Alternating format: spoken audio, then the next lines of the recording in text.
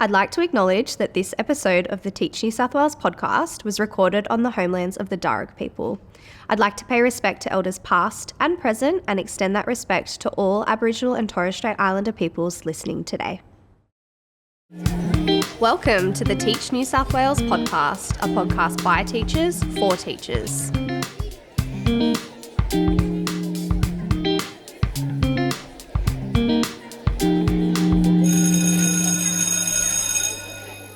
Hello and welcome back to another episode of the Teach New South Wales podcast. We are back joining you on the couch, myself, Shannon, and I'm joined by Siobhan. Hello. We are also joined by Professor Scott Sleap today, so thanks so much for coming in. Oh, it's my absolute pleasure to be here. We're lucky to have you. Wonderful. Now, Professor Scott Sleap is a distinguished leader in STEM education. He's dedicated his career to advancing STEM learning and fostering equity for students in regional and remote areas. Scott's achievements include receiving the Prime Minister's Prize for Excellence in Secondary Science Teaching, a Churchill Fellowship, and collaboration with global leaders like NASA. Currently a Professor of Practice, STEM, at the University of Sydney, Scott continues to shape the future of STEM education and workforce development. So you've been a little bit busy over the years. Yes, I've packed a lot in my time in public education. Definitely. Very impressive. Definitely. Well, let's kick things off with a little bit of an icebreaker, Scott. I love this question at the moment. Would be interested to hear who you put forward to the table. But if you could go to dinner with any influential person, dead or alive, who would it be and why? Oh. And yes, they're paying. They're paying. They're paying, so don't worry Dinner's about on that them. part. Well, I've actually been very fortunate to have had dinner with some really Tell us, yeah. the deputy of NASA and Wow. just some amazing educators and people. But I really think that the space sort of area for me. So being able to talk to one of the Neil Armstrong, so one of the original Apollo astronauts. I actually work with the Aldrin Foundation and Buzz Aldrin, but I haven't actually met Buzz. I work with his son. So like anyone really in the Apollo era astronauts, and I've spoken to astronauts before, so I had that beautiful opportunity. But just the inspiration that comes from just doing something like that and being able to get a bit of a feeling of what it was like to actually be the first person to do something monumental like that. Yeah, life-changing. That would be incredible dinner time conversation, let me tell you that much. You'd probably be kicked out of the restaurant. I need 3-course, maybe more. Might have to go for a digger station, get that happening. What about, do you have any hobbies or special interests going at the moment? And if you don't, what's something you want to get into instead? Oh, look, for me, I was trained as an industrial arts teacher originally, and I haven't been on the tools for a long time. So we're currently, my wife and I, renovating a farmhouse. Oh, wow. So during the holidays, I was able to do that. So I was able to justify the purchase of all these tools that I've got at home by actually doing work on the farmhouse. So actually getting hands-on. Frequent flyer are you now? Yeah, but also like my tractor. Oh. I love time on my tractor. Very cool. It's a farmer thing. So, to be actually just get up on the farm and do the work with cattle, work with the property and all that. That's my happy space. Oh, incredible. I love that. I don't think we've had a farmer on the couch yet. We haven't. Very interesting. First time for everything in season 2. And what about one last one? What are you reading, watching or listening to at the moment? Oh, look, I do a lot of reading in regards to sort of just like STEM education and different aspects of STEM. I follow a lot more in like podcasts and like YouTube and things like that. So obviously a lot of it's on renovation stuff during the holiday break. But I'm constantly looking particularly at like new innovations, like where artificial intelligence is going in particular. Because STEM is a ever emerging area, you've got to really stay on top of, well, what are the trends that are coming? What do we need to sort of maybe get rid of, and what do we need to bring in replacement so that we stay current? Yeah, wonderful. Excellent. I'd be interested, like from your sort of perspective, can you summarize STEM? Because sometimes the acronym, we love an acronym in education. There's there's no shying away from that. But could you break down for us what STEM is? Okay. This can be a controversial area. Okay. So, and I'm actually going to change that a little bit. Like if you say, what is the definition of STEM? It's science, technology, engineering, and mathematics. Yeah. What we do is not that specifically. What we do is called integrated STEM or STEM education. So the definition of STEM education is somewhat different.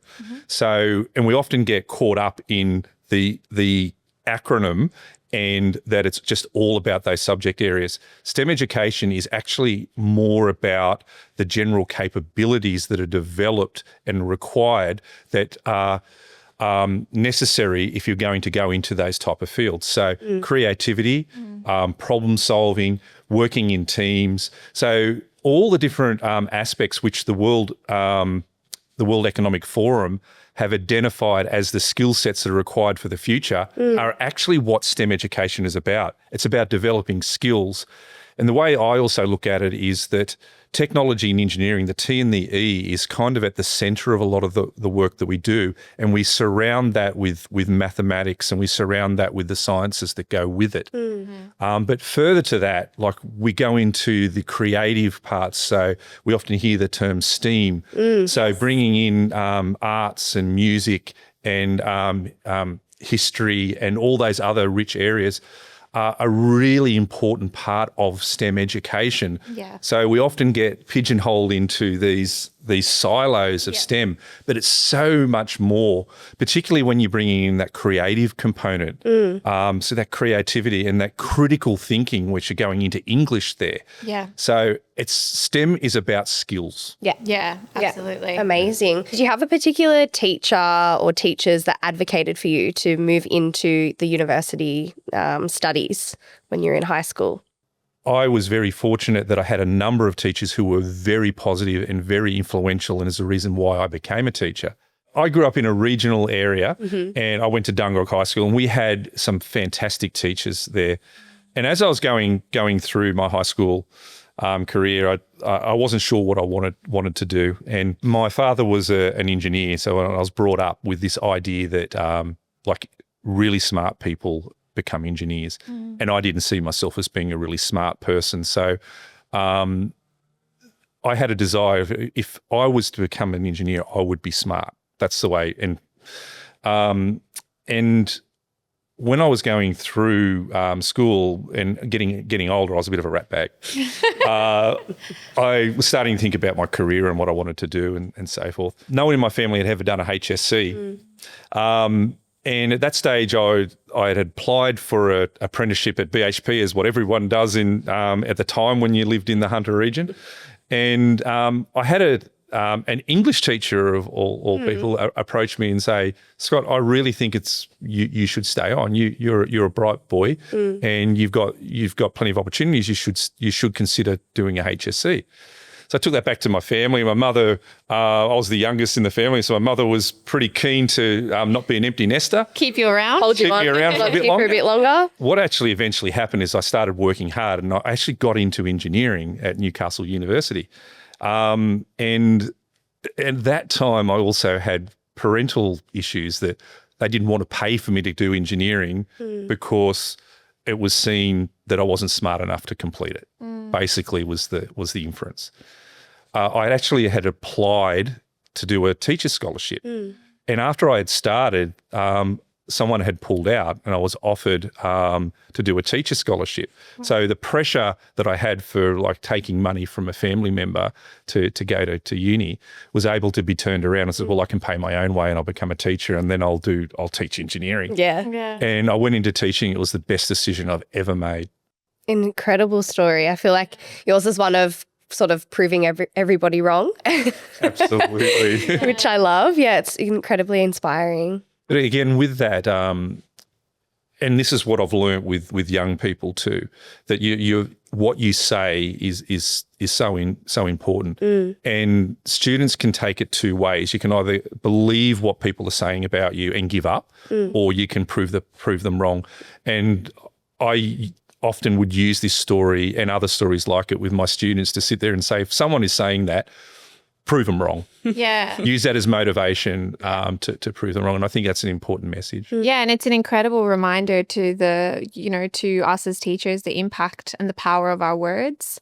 And, it kind of makes me think of when I do have parent-teacher interviews, for example, and they say, well, you're the topic at the dinner table every night. We heard about this, this, and this. And it's so funny because we're teaching our 30 students in our class, but you're being spoken about in those 30 homes and you're such a huge part of their day and have such a huge impact on their life.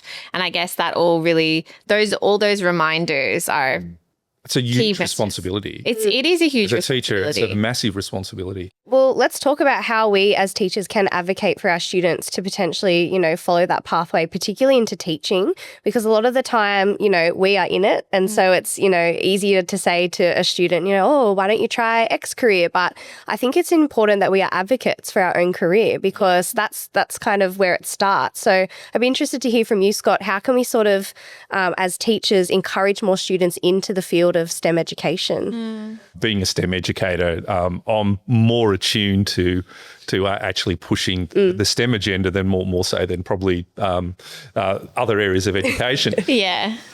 So in some respects, my job's easier than it probably is for humanities and other areas because what you can do in STEM and the engagement you can get out of it is really important. But to the point that you're making, like a lot of what we're trying to do is build capacity and build engagement so students go into STEM careers. Yeah.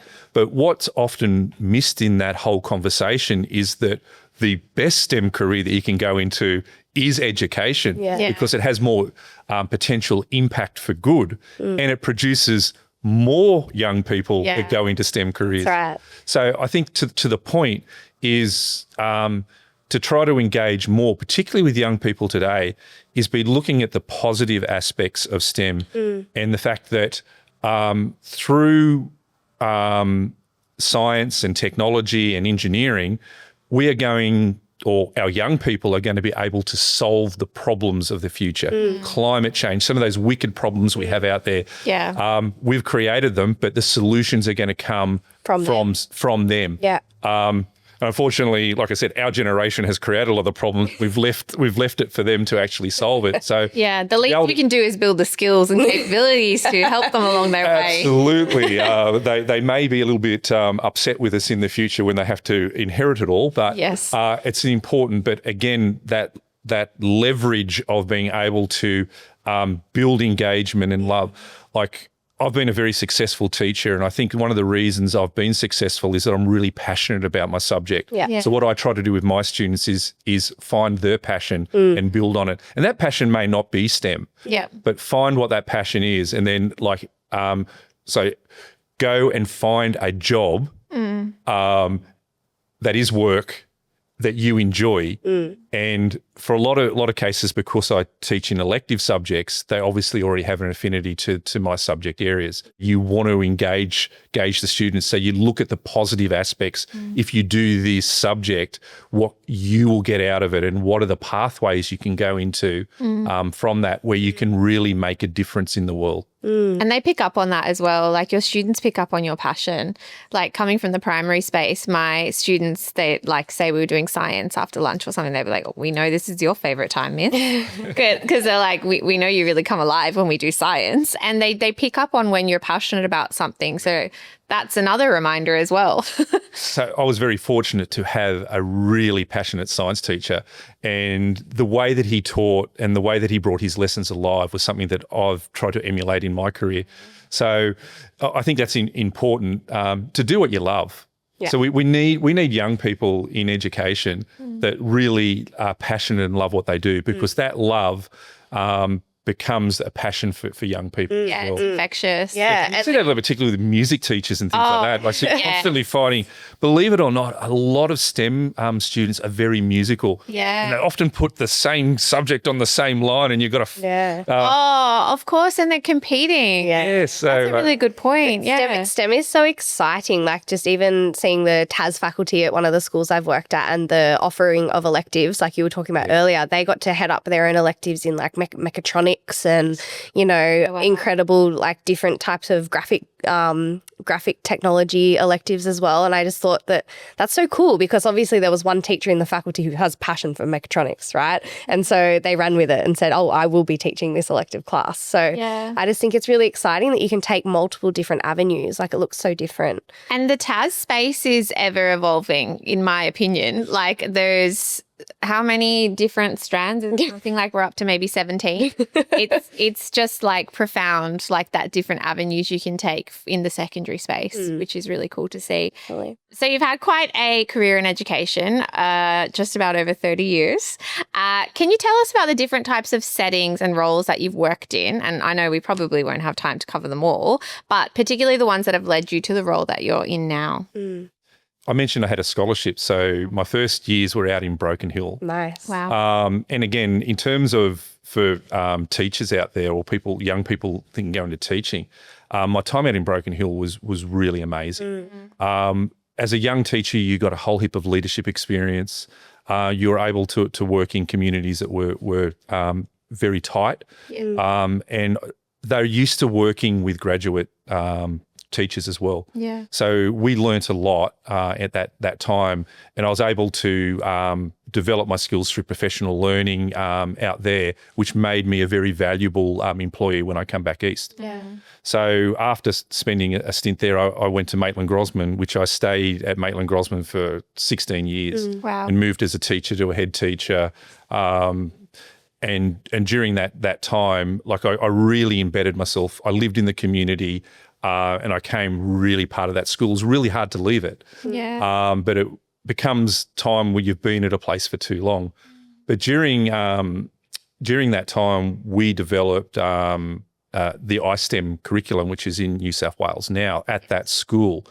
And you mentioned about TAS earlier. The beauty of that was that we brought in for the first time, worked with maths, science and technology teachers with industry in the area to build a subject that was going to benefit students in that community, but also for the businesses and industries that feed into that.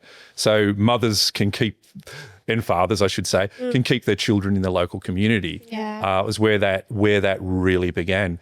As a result of that, I ended up getting seconded, and I worked in Regional Development Australia on a workforce development program for the local aerospace industry. Wow. Which was an amazing opportunity. I got to meet a lot of different people, different skill sets. It was funded by Defence, so I got to learn a little bit about how government works.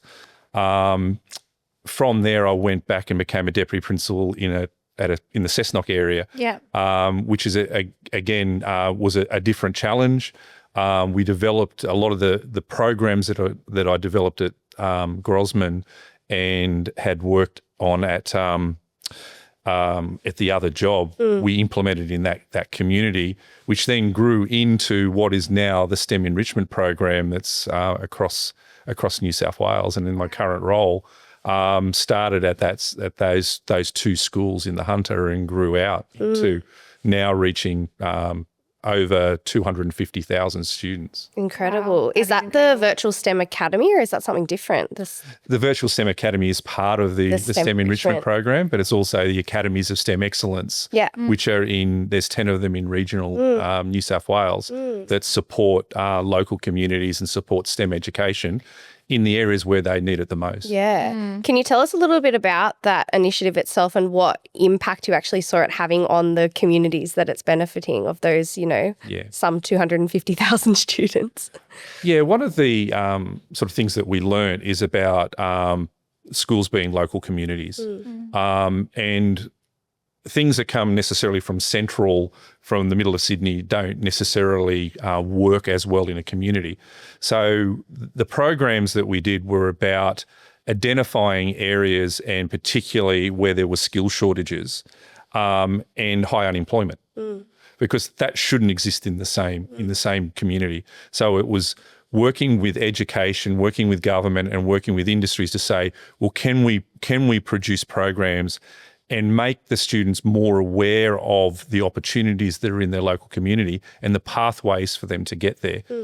But a big part of it was just engaging, because we've had this problem where students are no longer picking STEM subjects like advanced mathematics, engineering, computing, design and technology, all these subjects that feed into industry and vet subjects as well.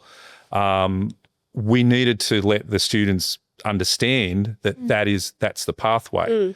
And it's also part of the careers area as well, that we integrated careers education into syllabus so that it was part of when they look at the work that they do. Well, if you're interested in this, what are the pathways you can go into?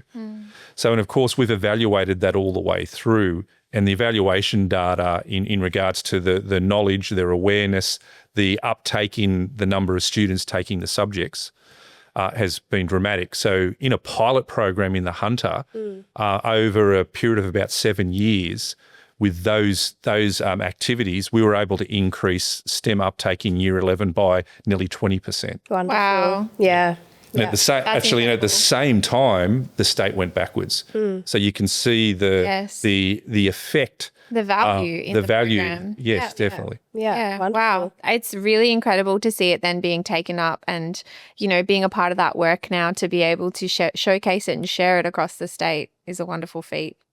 I wanted to touch on what you were saying about growing up in a regional town. And I think for a lot of the pre-service teachers that Siobhan and I interact with in this role, they, have grown up in metropolitan regions and they're interested in exploring what's out there, what's out there past the metropolitan border. And I think something that's really important for our pre-service teachers to be aware of is the programs that they can actually access to go and see what it's like to teach in one of those areas. So, we have the Beyond the Line program where pre-service teachers can go on a week-long study tour alongside peers from different universities across New South Wales and go and visit our regional, rural and remote towns and see what teaching's like in our schools. There's also the Rural Professional Experience program where they can be financially supported to go and do their penultimate or final professional experience and be able to see what education is like in a different context to one that you've possibly grown up in. Because, look at your story. You've gone, teaching's opened so many doors for you to be able to go from where you grew up to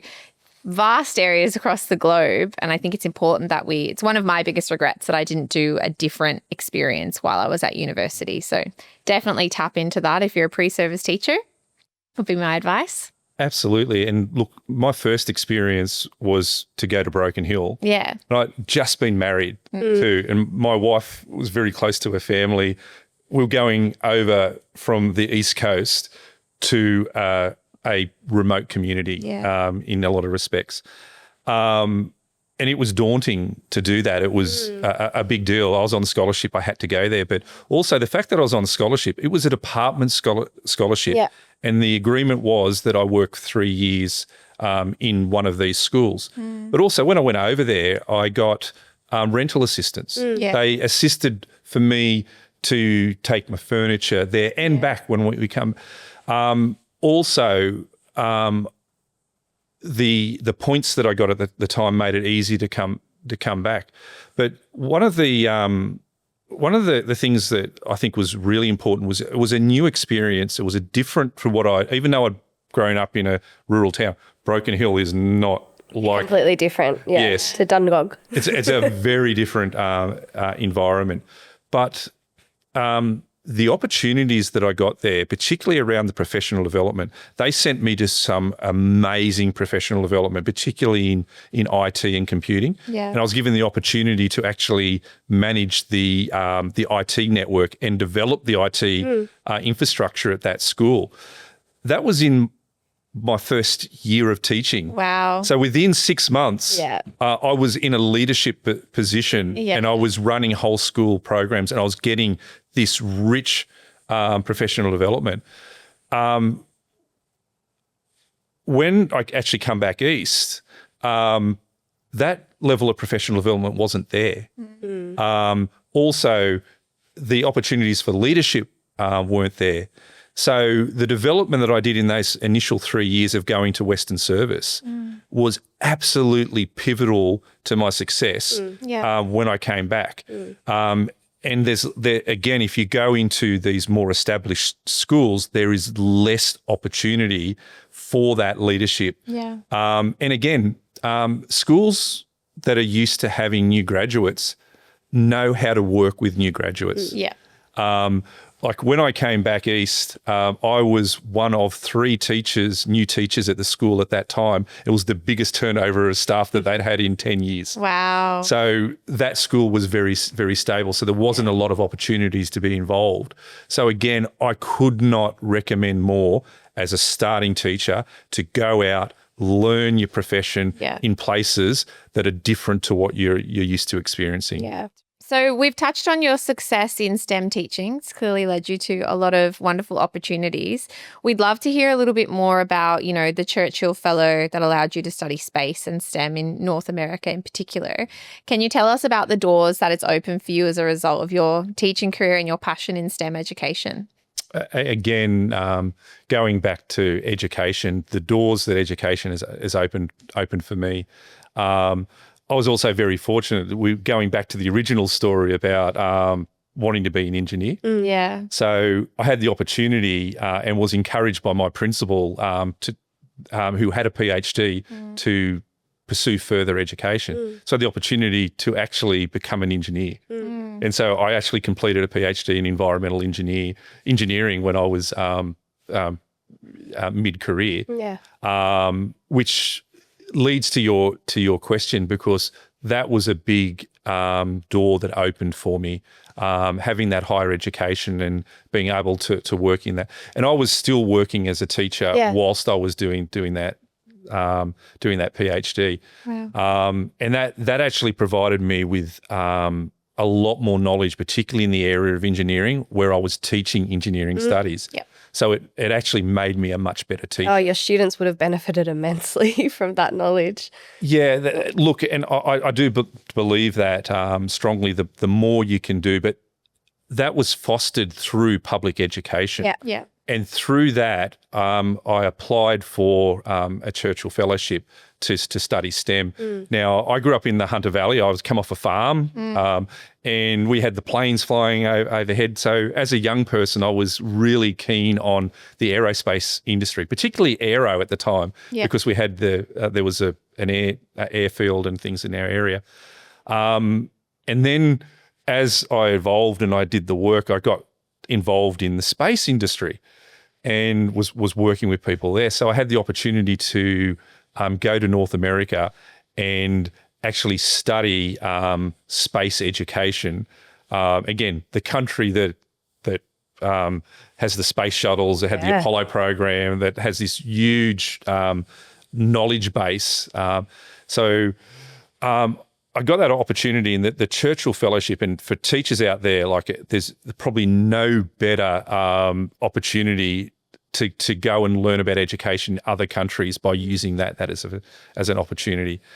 But I was very fortunate that there were a whole heap of doors that were open because people that I had worked with in the industry through education. So I got basically VIP access to NASA. Nice. So I got to meet the director or the administrator, the deputy administrator, who helped set up the Australian Space Agency, by the way, Pam. Wow. I would have been like a kid at Christmas. Oh, it was one of the most amazing things. And I learnt so much, but and NASA, I got to go behind the scenes that the public don't get to see. Also, there was one thing that was really moving when I was there as well. I got to go to the astronaut memorial, so it was an anniversary, and I was a little bit unaware of the sacrifice that a lot of the early astronauts, and you obviously know about the shuttle disasters, and the guide and the teacher that I was working with actually was in the astronaut program. So he actually knew some of the astronauts who unfortunately perished in the accidents. So he took me through some of the memorial stuff, and when he was talking, it was extremely emotional to go there. And it also was one of the first things that I did, and it also brought back that idea of responsibility. Like, education has given me this opportunity to do things and see things that other people don't get. Yeah. And so when I came back, I felt a very big burden about using the knowledge and the contacts and that I had over there to be able to improve public education and to give back to teachers and students. Meeting all those amazing people and gaining that knowledge, how did you bring that back to share with your sort of wider network of STEM teachers? So again, part of it is the networking that comes from that. So I mentioned that I've been able to work with astronauts. So as a result of that, I'm working with the Aldrin Family Foundation. I work with the Andy Thomas Space Foundation. So Buzz Aldrin, Andy Thomas, really great people to be able to be working with.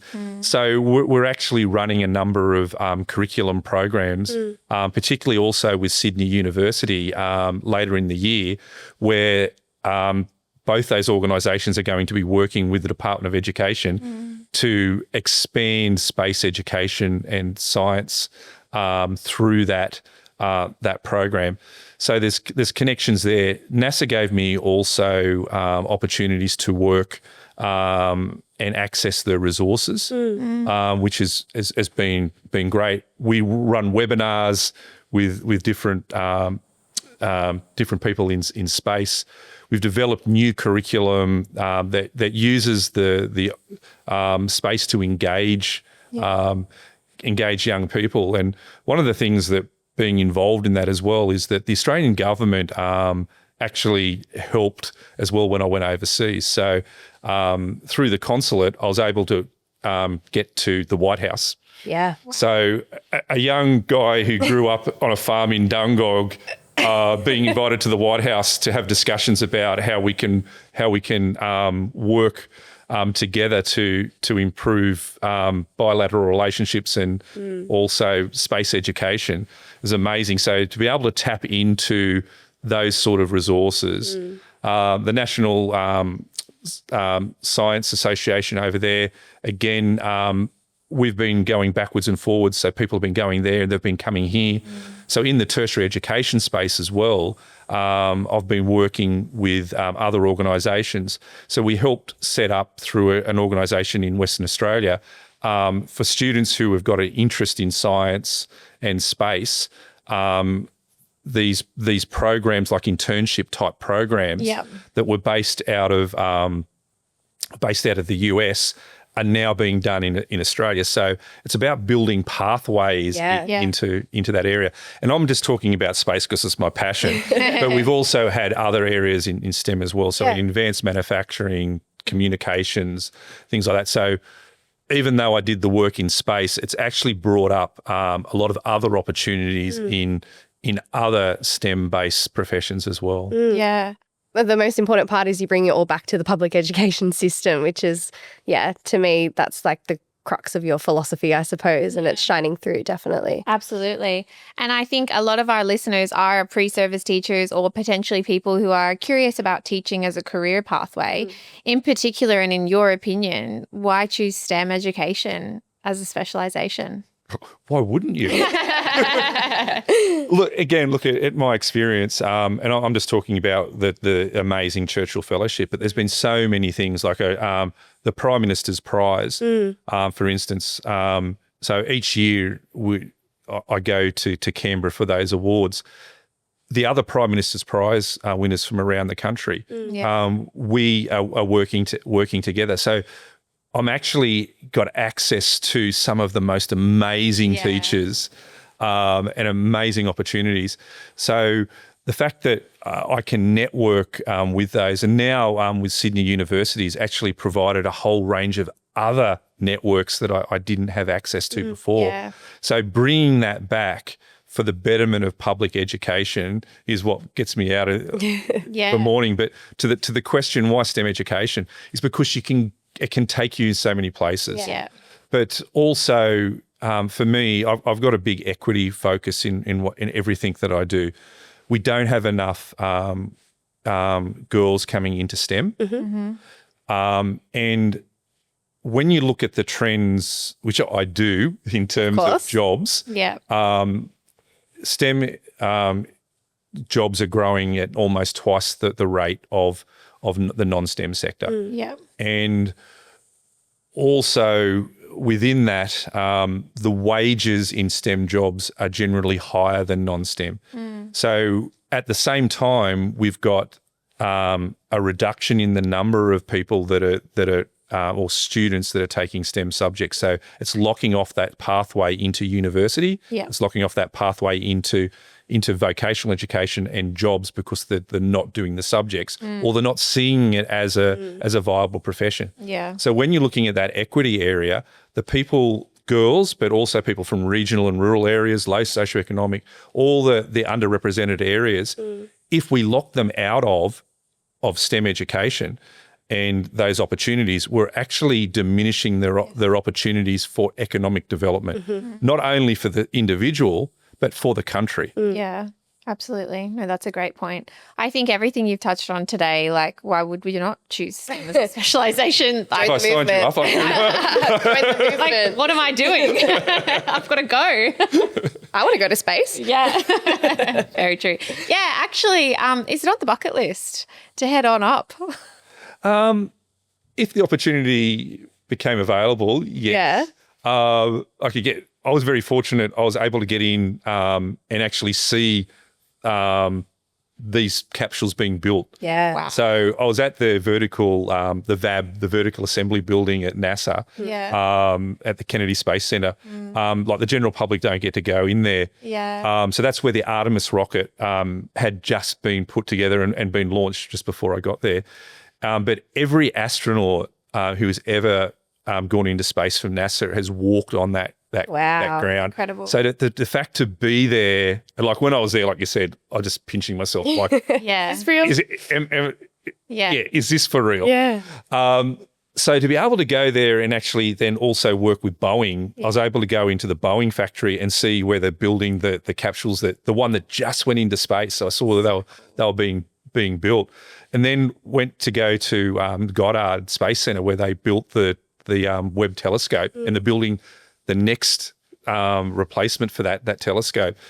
So to me, I actually get more interest in that than actually going into space, like the technology and like where we're going as a nature, because that's where the jobs are. Yeah. The jobs are like one astronaut in space takes about like hundreds of thousands of people to get them the there. team is tenfold. Yeah. So I'm for the science. Look, I'm not the type of one who like gets the thrills on the roller coasters and things like that. You're building the roller coaster. Yeah. Building the roller coaster. Making sure it moves. is what gets me excited. So, and that's what I want to get to excitement in there about. Yeah, look, you can be an astronaut, but if you want to be involved in space, there are so many areas. Basically, you think of any area or any job, we're going to need that in space. Yeah. Yeah. So you can be a plumber in space. Yeah. Cool. Wow. So from Dungog to Broken Hill to Maitland to NASA to the White House and everywhere in between, we have heard Scott's story today, and it's been such an inspiring one, and really you're such an incredible advocate for the profession, and with STEM as your particular focus, it's been wonderful to hear from you. I'm certainly inspired. Yeah. I hope our listeners are too. Thank you again for joining us today, Scott. That's fine. We've got plenty of positions in STEM and I'll be signing you up very soon. He'll be happy to hear from you all. Excellent. Well, thank you so much for joining us on this episode of the Teach New South Wales podcast. Be sure to share it with a friend, somebody you know, a colleague, anybody that you think might be interested. And until then, we'll see you in the next episode. Bye-bye. Thank you for tuning in to the Teach New South Wales podcast, where we explore the dynamic world of education. Don't forget to follow, like and subscribe to be notified when new episodes become available. You can find us on social media via our handle @Teach New South Wales. Until next time, keep learning, keep teaching and keep making a difference. This podcast is produced by the Teach New South Wales team from the New South Wales Department of Education.